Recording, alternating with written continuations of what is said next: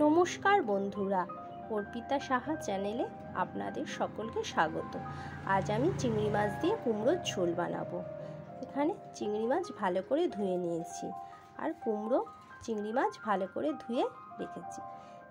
এই চিংড়ি মাছটার মধ্যে আমি নুন হলুদ দিয়ে ভালো করে মাখিয়ে নেব।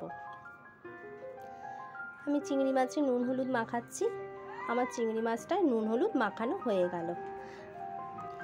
কড়াইতে তেল দিয়ে দিলাম, তেলটা আমার গরম হয়ে গেছে।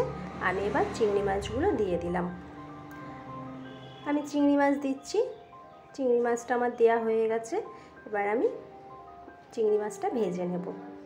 আমি এখানে চিংড়ি মাছটা ভাজছি, আমার ভাজা হয়ে আসছে। চিংড়ি মাছটা এবার আমি নামিয়ে নেব। সুন্দর চিংড়ি মাছটা ভাজা হয়ে গেছে। এই কেটে রাখা কুমড়ো, কাঁচা লঙ্কা আর একটা টমেটো আমি ঘষে রেখেছিলাম। আর কড়াইতে আরেকটু তেল গরম দিয়ে, তেলটা গরম হয়ে গেছে, গোটা জিরে তেজপাতা দিলাম, দিয়ে ঘষে রাখা টমেটোটা দিয়ে দিলাম। ভালো করে নেড়ে নিলাম, নেড়ে নুন হলুদ দিলাম।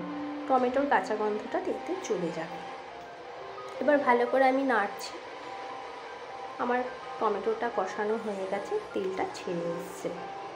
এবার আমি কেটে রাখা কুমড়োটা আর কাঁচা লঙ্কাটা দিয়ে দেব।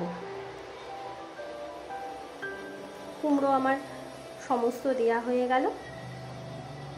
আমি এবার আস্তে আস্তে নাড়ছি। এবার আমি নুন হলুদ কুমড়োর মধ্যে দিয়ে দেব। নুন হলুদ দিয়ে ভালো করে নেড়ে নেব।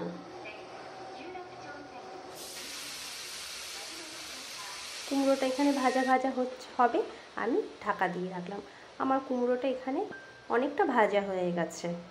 এবার আমি জিরের গুঁড়ো আর চিনি দেব। এই চিংড়ি মাছ দিয়ে কুমড়োর ঝোলটা একটু মিষ্টি মিষ্টি হলে ভালো লাগে, আর কাঁচা লঙ্কাগুলো থাকলে একটু ঝাল ঝালও হবে। মিষ্টি মিষ্টি ঝাল ঝাল হলে এই চিংড়ি মাছের কুমড়োর ঝোলটা খেতে ভালো লাগবে। আমার এখানে কুমড়োটা ভাজা হয়ে গেছে। আমি জল দিয়ে দিলাম। জল দিয়ে ভালো করে নেড়ে নেব। চিংড়ি মাছ দিয়ে কুমড়োর ঝোল, তাই একটু ঝোলটা বেশিই দেওয়া হলো। আমার ঝোলটা ফুটে এসছে। এবার আমি চিংড়ি মাছটা দিয়ে দেব। চিংড়ি মাছটা দিয়ে আমাকে আর একটু সময় দিতে হবে। চিংড়ি মাছটা ঝোলের মধ্যে গিয়ে নরম হয়ে যাবে।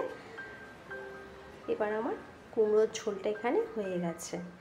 আমি এখানে নামিয়ে নিলাম। ভালো লাগলে বন্ধুরা লাইক, কমেন্ট, সাবস্ক্রাইব করে দেবেন।